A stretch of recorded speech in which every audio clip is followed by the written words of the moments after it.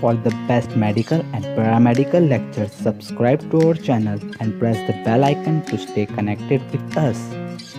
Hello everyone, welcome to our channel Nursing Association.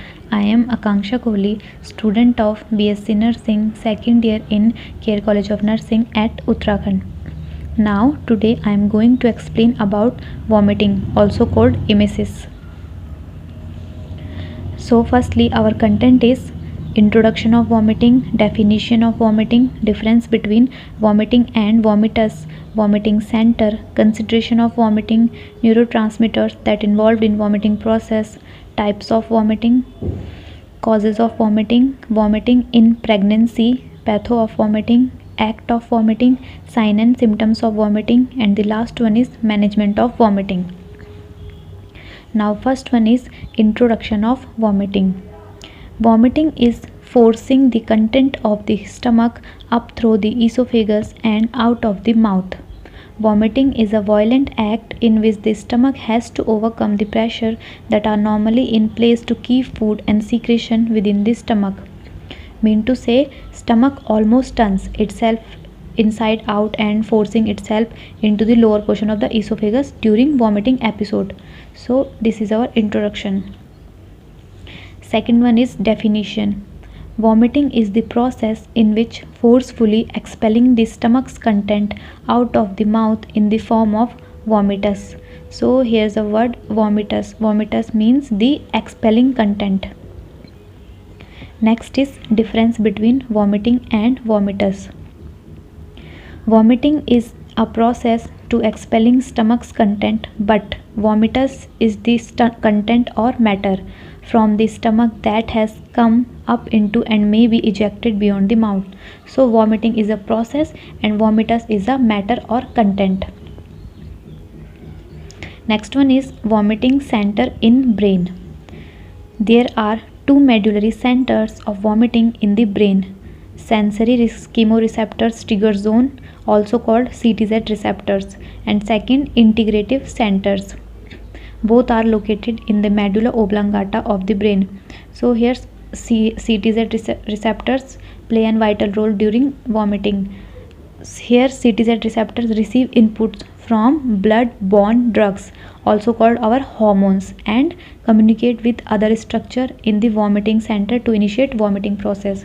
So hormones also called blood-borne drugs. So here's a picture of brain with vomiting center and their initiation. Next one is consideration of vomiting, or we can also say what is the bodily functioning response before vomiting. Vomiting is a forceful action accomplished by a fierce downward contraction of the diaphragmatic muscles.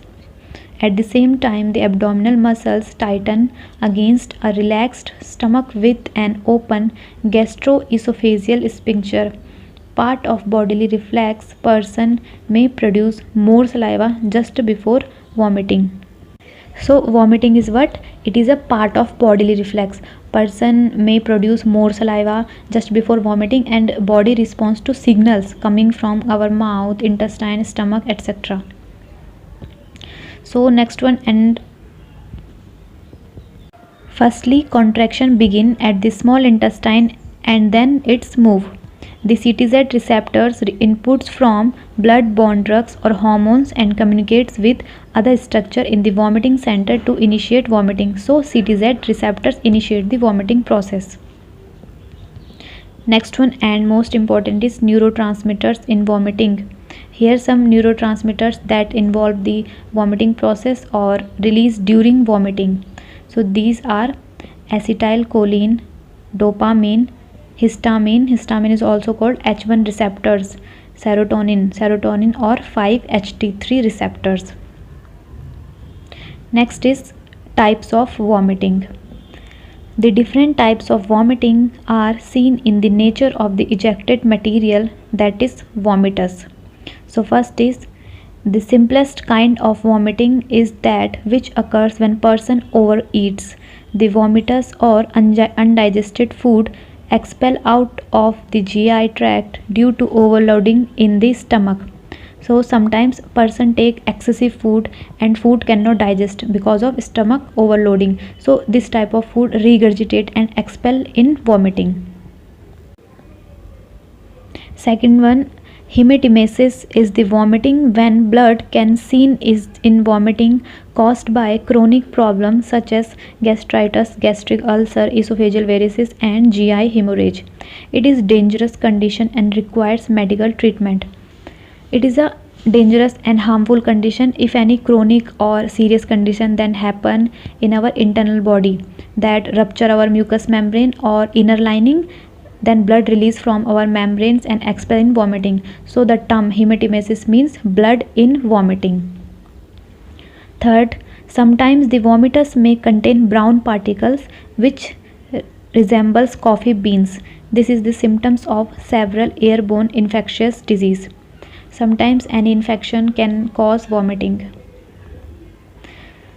Next is Meserre or fecal vomiting occurs due to some kind of obstruction in the intestine. Food cannot pass into the intestine and is regurgitated out. It is very dangerous condition which may lead to emaciation of the person or even death. So it is very dangerous, also life threatening condition if any obstruction or we can say any stone is stuck in our intestine, then food cannot pass into the intestine and try to regurgitate through mouth and lead weakness or also called emaciation. Next one is causes or etiological factors of vomiting. So these are eating disorders, food poisoning, certain viruses, motion sickness, vertigo, head injury, headache, brain tumors, hydrocephalus, chemotherapy in cancer patients, gastroesophageal reflux or we can say GERD, gastroesophageal reflux disorder, intestinal obstruction.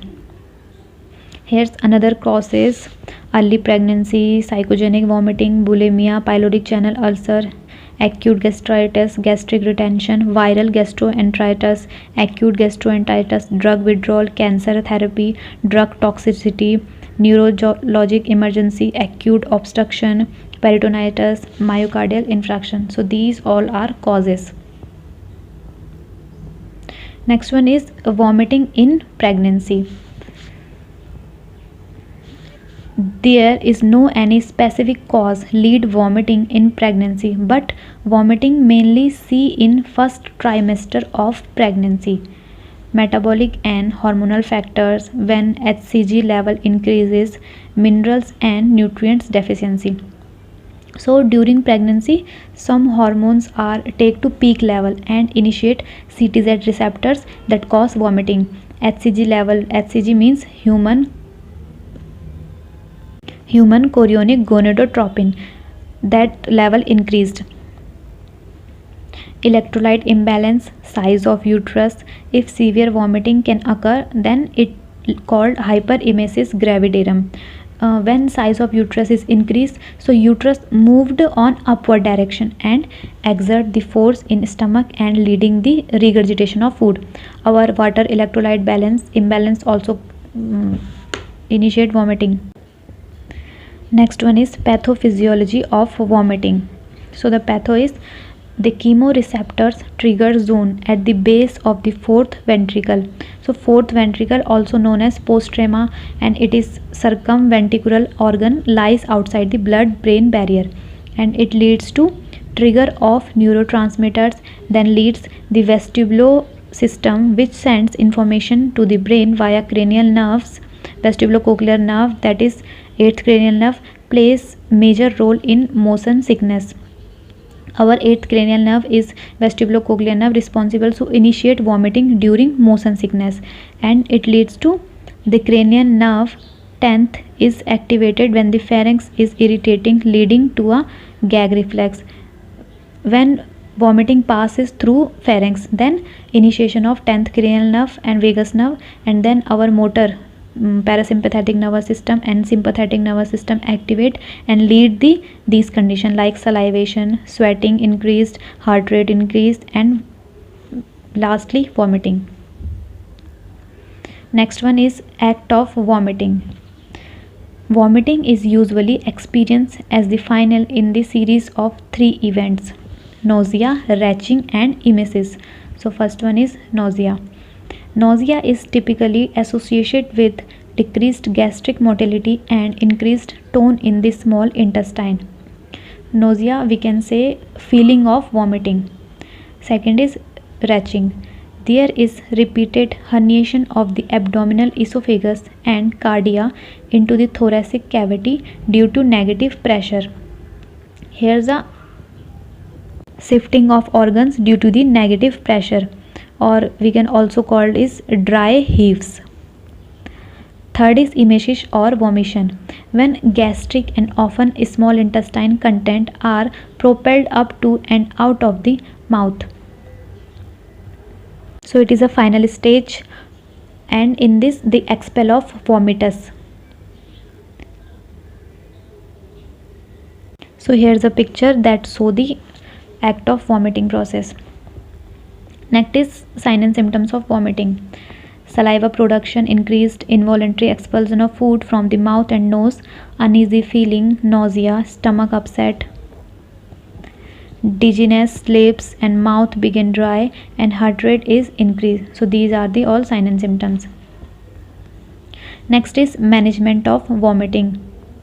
In the pharmacological treatment, we can give anti-emetic therapy like dopamine D2 receptor antagonist contain haloperidol, 5-HT3 receptor antagonists like ondansetron, glanisetron, tropisetron, etc.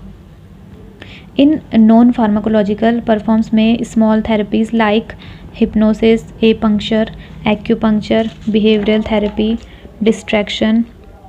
Acupuncture is a form of alternative medicine like homeopathy and neuropathy we can give.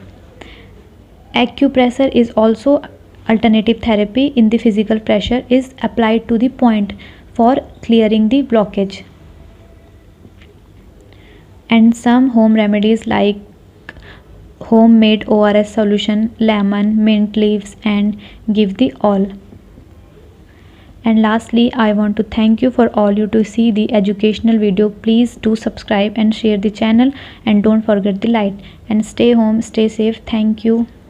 Do like, leave a comment, and share with your friends.